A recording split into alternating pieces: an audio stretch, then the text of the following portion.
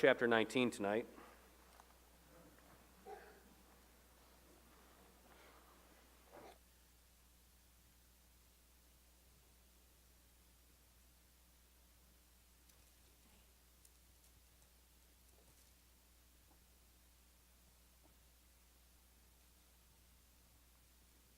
It's been a while since we've been here in the life of David. And so we pick up an interesting account here, an important one that I'm certain will be a help to us. So 1 Samuel chapter 19, I'm going to start reading in verse 1, and I'm going to read quickly here because I'm going to read through this chapter.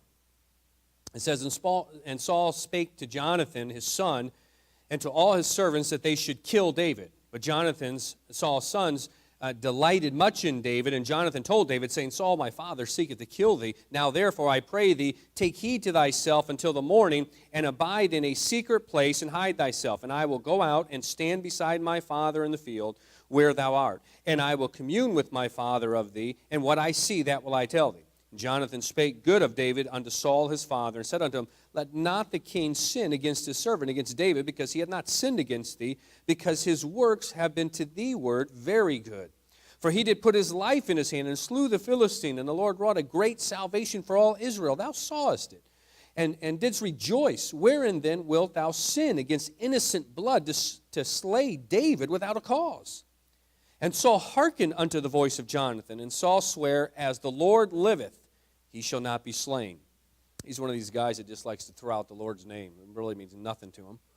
And Jonathan called David, and Jonathan showed him all those things. And Jonathan brought David to Saul, and he was in his presence as in times past. He's in trouble again. David's in trouble again. And there was war again, and David went out and fought with the Philistines and slew them with a great slaughter, and they fled from him.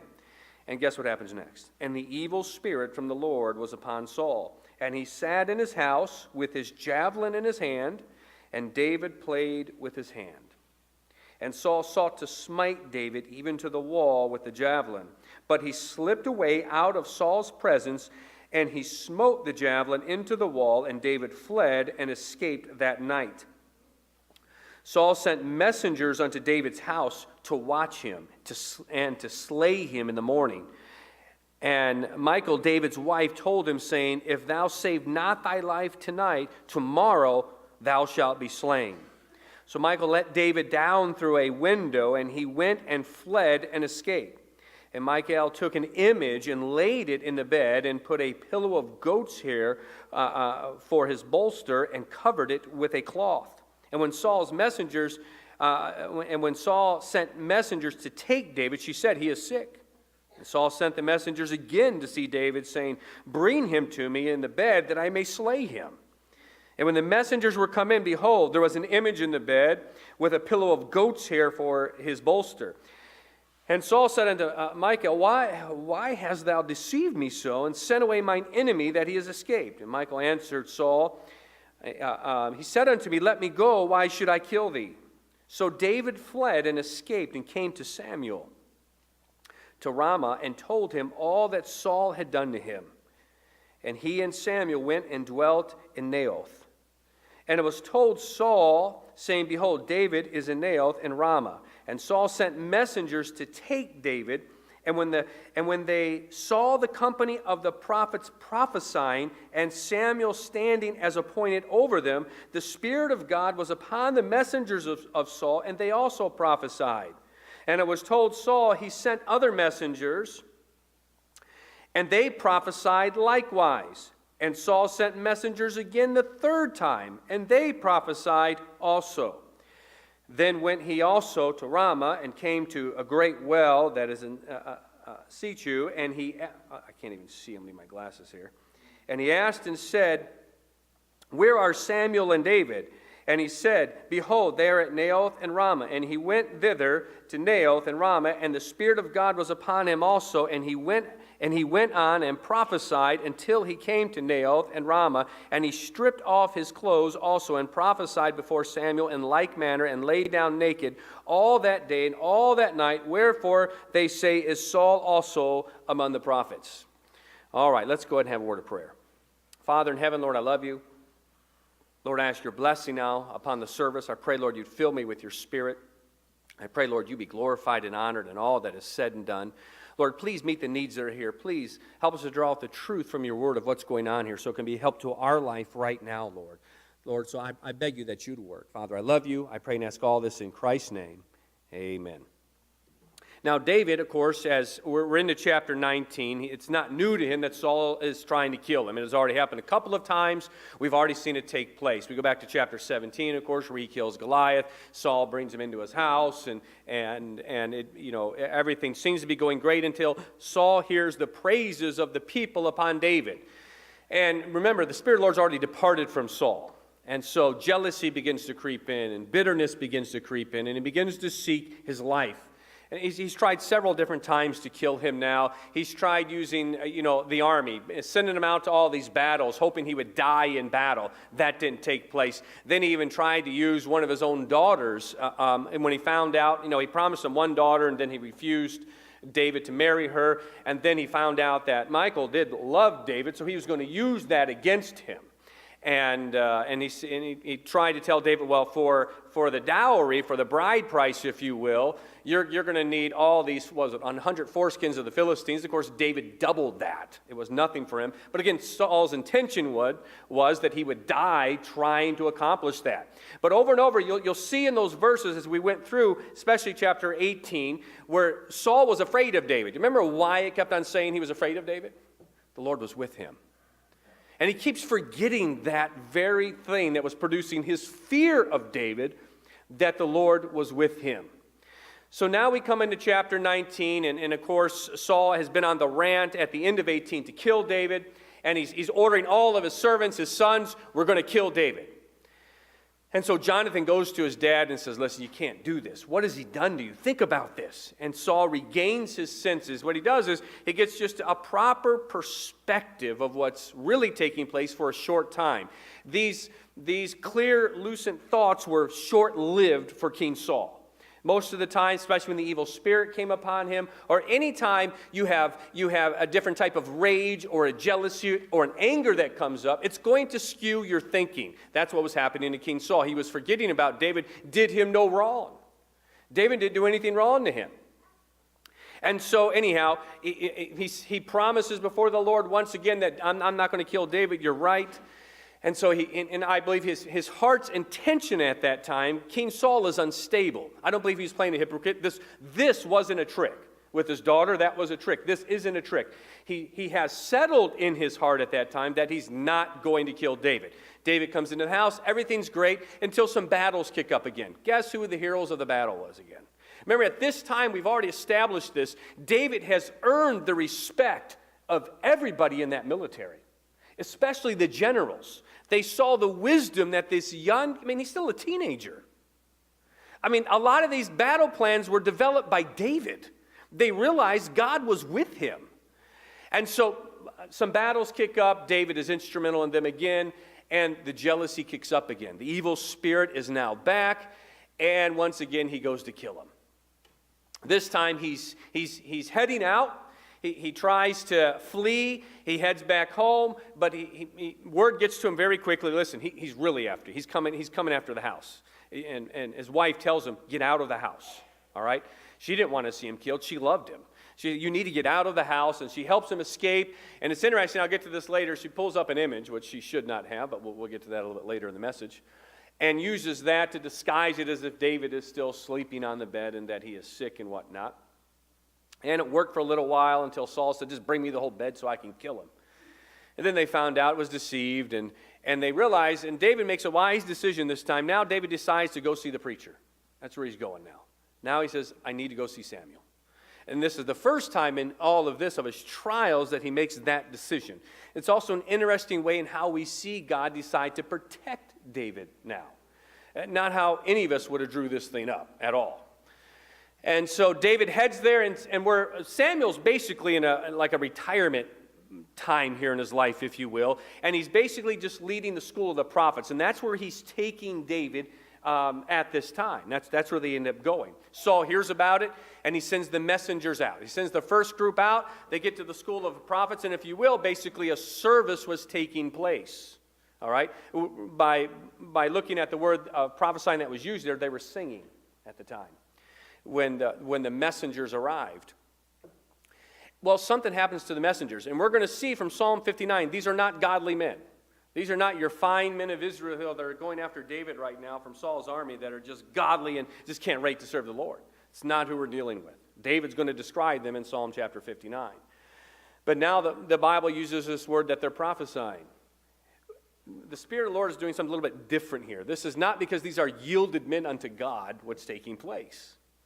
The Lord is protecting David in a most unusual way.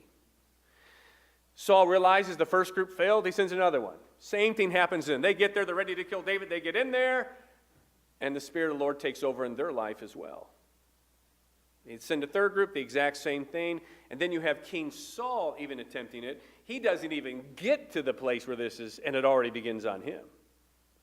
Again, and King Saul, it's not that he was right with God right here. We're seeing something miraculous, a miraculous protection on David's life taking place. So now, let's go over this a little bit. As I'm going to break this down, and we're going to look at what the burden that David is going through at this time. Then we're going to look at the breaking of David, what the Lord is doing here with all that he is carrying with Saul trying to kill him, and then the blessing of how we see God protecting him.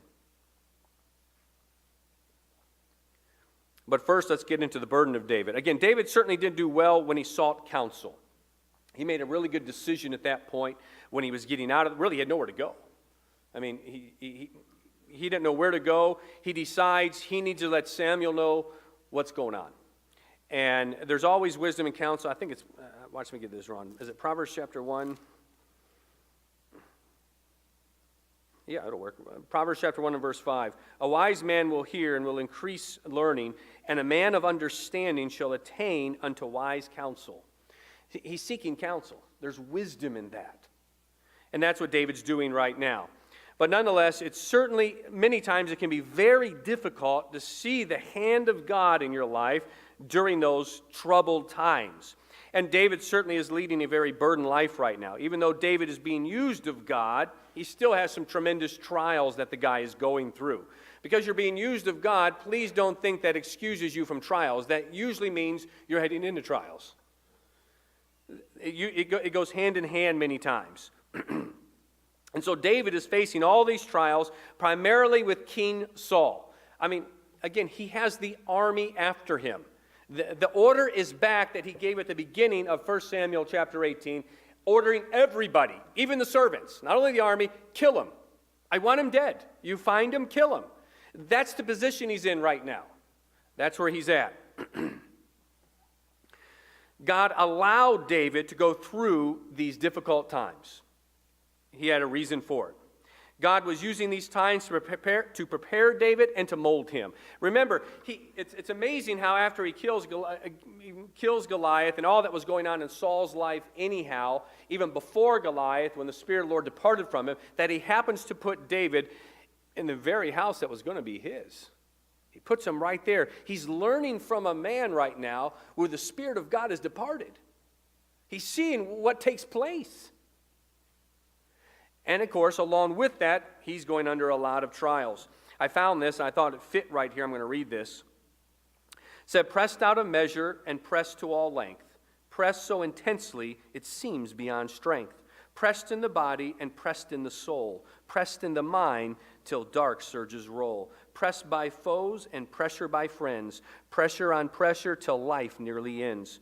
Pressed into knowing no helper but God. Pressed into loving the staff and the rod. Pressed into liberty where nothing clings. Pressed into faith for impossible things. Pressed into living a life in the Lord. Pressed into living a Christ life outpoured.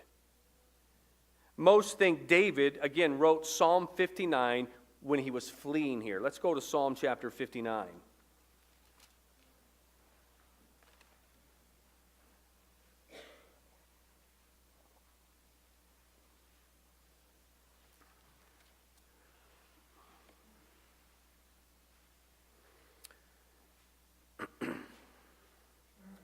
Let's get a glimpse into David's mind right here.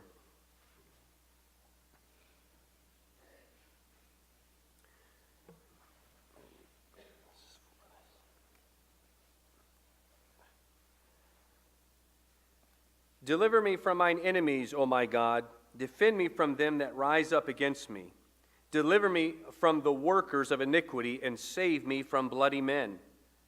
For lo, they lie in wait for my soul. The mighty are gathered against me. Not for my transgressions, nor for my sin, O Lord.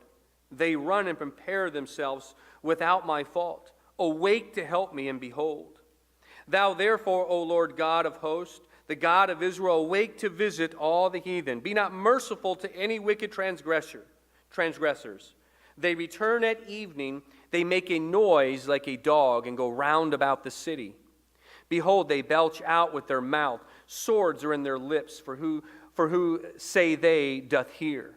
But thou, O Lord, shalt laugh at them. Thou shalt have all the heathen in derision. Because of his strength will I wait upon thee, for God is my defense. The God of my mercy shall prevent me. God shall let me see my desire upon mine enemies. Slay them not, lest my people forget. Scatter them by thy power, and bring them down, O Lord, our shield. For the sin of their mouth and their words of their lips, let them even be taken in their pride. And for their cursing and lying which they speak, consume them in wrath, consume them that they may not be, and let them know that God ruleth in Jacob, and the ends unto the ends of the earth. And at evening let them return, and let them make a noise like a dog, and go round about the city. Let them wander up and down for meat, and grudge if they be not satisfied. But I will sing of thy power, yea, I will sing aloud of thy mercy in the morning. For thou hast been my defense and refuge in the day of my trouble. Unto thee, O my strength, will I sing, for God is my defense and the God of my mercy. And you begin to see David's heart here where he was at. You begin to see his trust in the Lord. You begin to see really as the psalm develops and he's going through his trials, you see which the direction he begins to take it. And that is faith in God and trusting God to be his defense. Again, life does have burdens. It's part of it. But it is not a burden. Don't let your life be defined by one moment.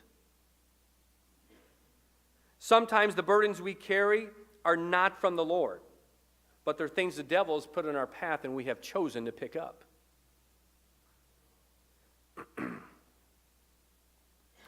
David here, once he leaves, decides to go see the preacher. He goes to see Samuel. Again, David had just snuck out of his house. He had nowhere to go. He decides to go see Samuel. No doubt he needed encouragement. No doubt he wanted somebody to tell him, David, it's going to be all right. God's anointed you. It's going to be all right.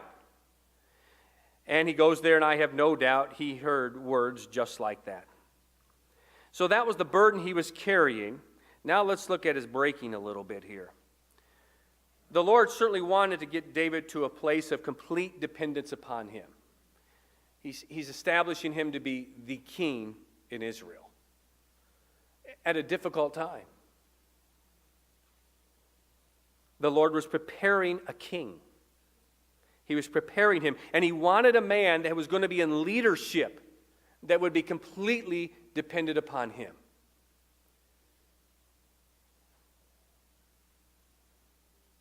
And the Lord had to use trials like this to get it to that place. The Lord certainly did not want all the victories that God was giving him to go to David's head. That hasn't happened yet, and the Lord certainly doesn't want that to take place. He doesn't want David to start getting the idea, look what I've done by my own hand. And these trials are reminding him of that, by the way. They're reminding him how frail he is and how quickly his life could end. Similar to what was going on with the Apostle Paul in the New Testament when he had prayed and asked the Lord 3 times to remove that thorn in his flesh. But the Lord kept on telling him, no, listen, my grace is sufficient for thee. And Paul had learned that the thing that he was praying to be removed was actually a blessing in his life. The same thing is taking place here with David. David needed this foundation of dependence upon God if he was going to be used of God in a great way. He's going to be the leader. He's going to be the king. He's going to be the king of the nation that represents the Creator on the earth. And the Lord wanted a king that would be completely dependent upon him. You know, it's kind of like when you look at a skyscraper. You know, you can take the Empire State Building. That thing weighs a lot, probably much more than any of the skyscrapers of our day to day, even though it's not nearly the size. You know, I'd read somewhere it's around 350,000 tons that thing weighs. So if it weighs that much, think of how big that foundation has to be. That has to be a massive foundation to hold that.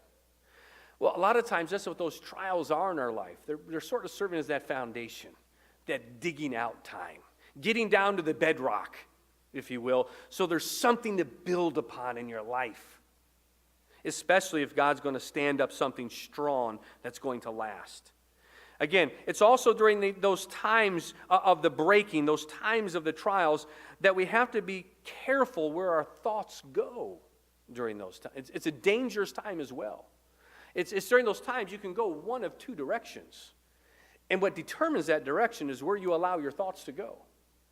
We see from Psalm 59 where David was allowing his thoughts to go. David in Psalm 59 is not writing down, why did I ever leave Bethlehem? What was I thinking? It was so much better there. Man, why did I leave Bethlehem? I cannot believe that. He didn't allow his thoughts to go there. I remember times in the beginning when things getting tougher, I had to stop that. Why did I leave Alaska? Why am I sitting here right now? And you just have to stop. You can't allow your thoughts to go there. You just have, it just can't happen.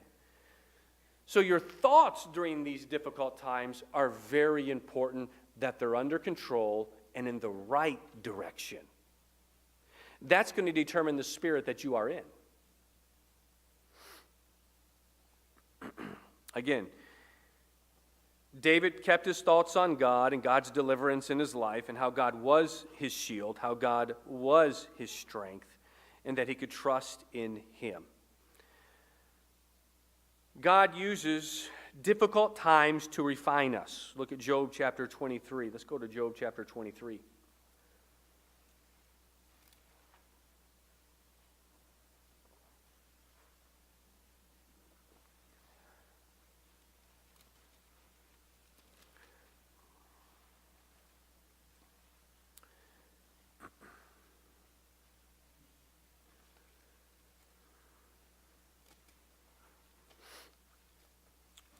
Job 23, and I'm going to look just at verse 10.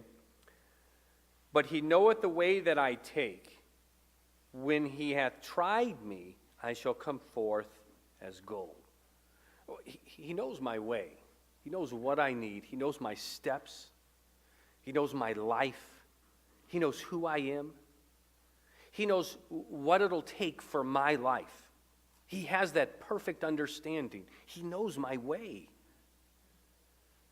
And it's through that, though, that he also uses here in context, that when he hath tried me, I shall come forth as gold. It's something to make me a vessel. You know, let's face it, what life is all about is being able to glorify God and hear those words, well done, my good and faithful servant. In this sinful body that we are, in this sinful mind that we were in, we have to think, and our actions are through this, what we have. This is all we have to deal with. This is what we have. It's polluted, it's sinful. And so the only one that we can trust of how we're going to accomplish that is God. It's Him.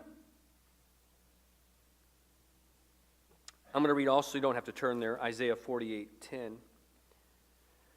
Behold, I have refined thee, but not with silver. I have chosen thee in the furnace of affliction. David's going through a lot of that. It's a refining process of his life. It's something that the Lord wants to do. He wants to turn this into something that is right. He wants to mold him and make a person that is sharper, that is stronger, that will be able to make the right decisions as he leads God's nation, that will be able to make the right decisions as an example of a man following the Creator.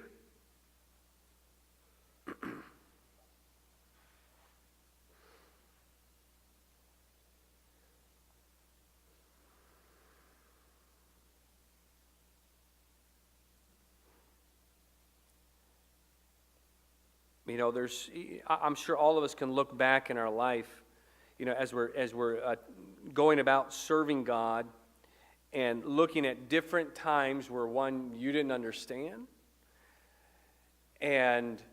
or maybe even did. A lot of times the understanding doesn't necessarily change the weight of the situation. It just doesn't.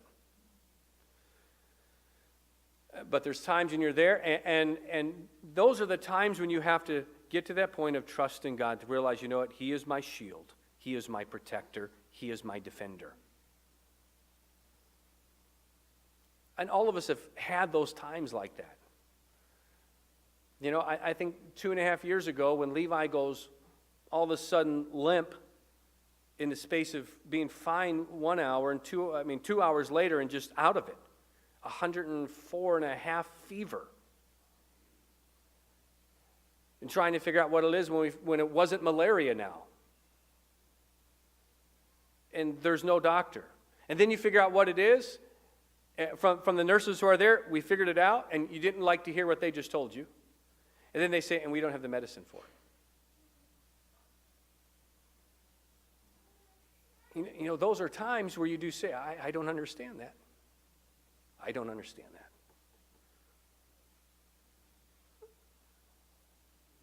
There's times when you hear from a doctor things that you didn't plan on hearing. That's when you know God's in control. Say, Lord, you have a reason for this. You have a reason for it.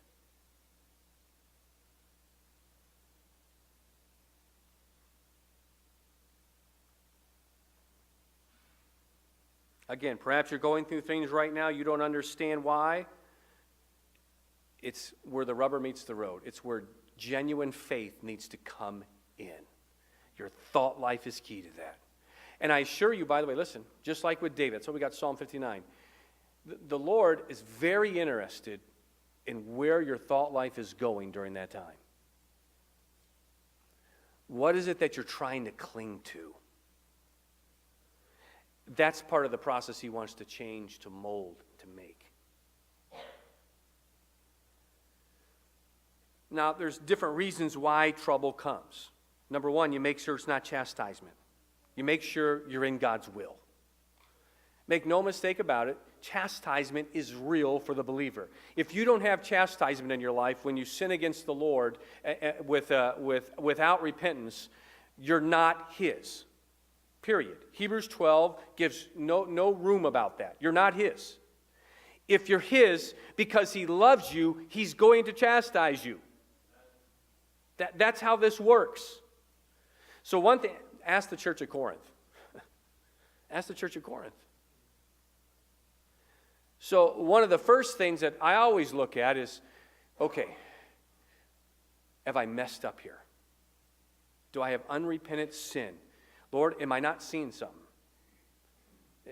And you go there. Lord, is this chastisement? Let me. And Lord, search me, try my ways. And when you do that, by the way, listen. Listen.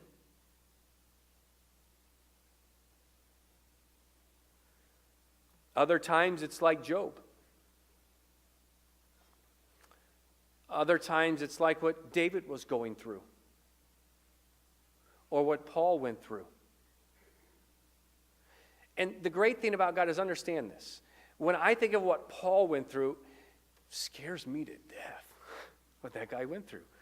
And of course, this is where it's I realize that I'm a sissy. Because one, God won't ever put me through that unless He knows He's going to take me through that. Do you understand what I'm saying? In other words, He's not going to put more on me than what I can handle with where my walk is with Him.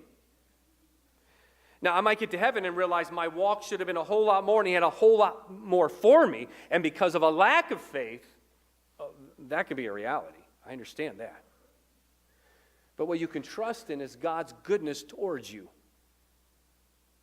He's not out for your destruction.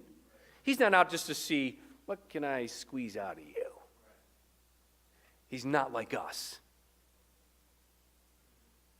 He actually, remember from 1 John, He actually loves us. So when He's doing this, It's for our good. Just like when I got to get Levi and get a paddle, and a parent doesn't enjoy that. Who enjoys spanking their kids? I wish Roy was here. I could have had fun with Roy right there. He'd be the only dad that would enjoy that. But you don't enjoy that. But you know it's necessary. I know it's necessary so I don't raise a brat that can rebel against God and think there's no consequences.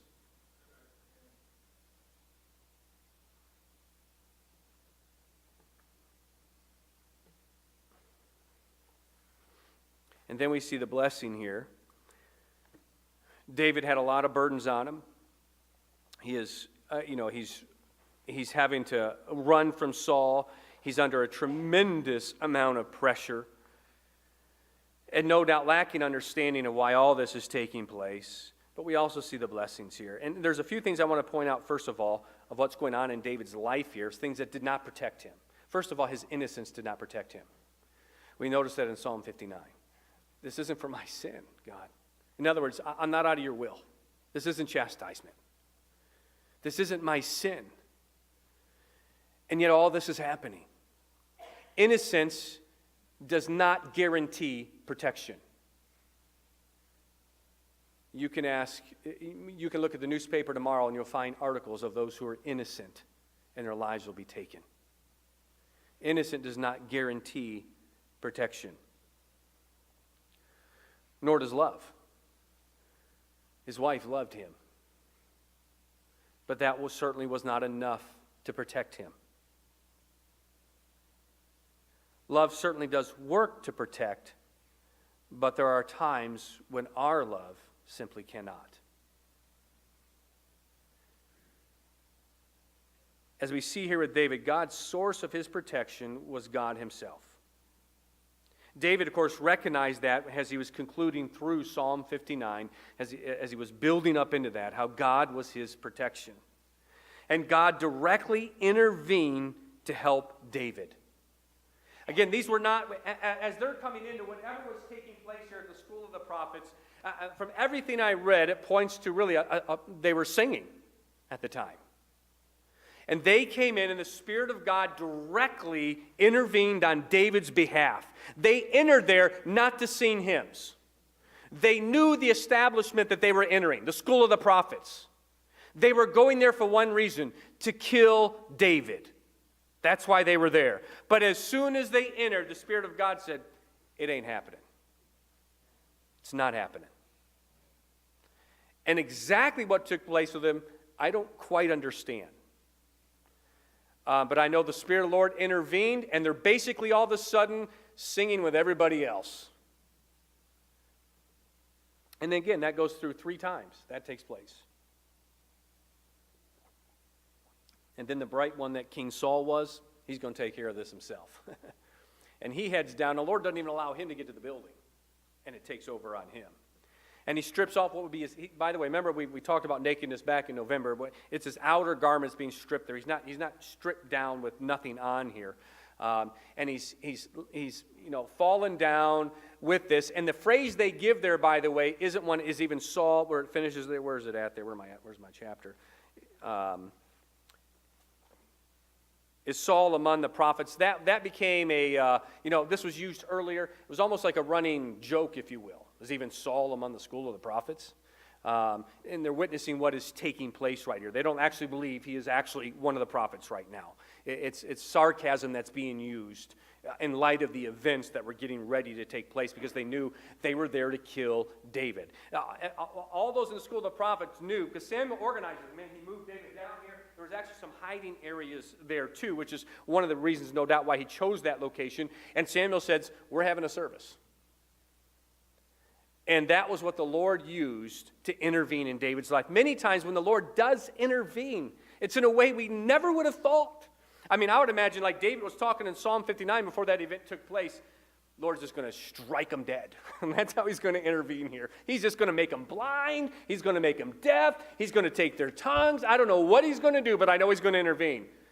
He didn't do that at all. I mean, he did a way that stopped them cold. It wasn't going to take place. And no doubt that was an event they never forgot what took place there that night.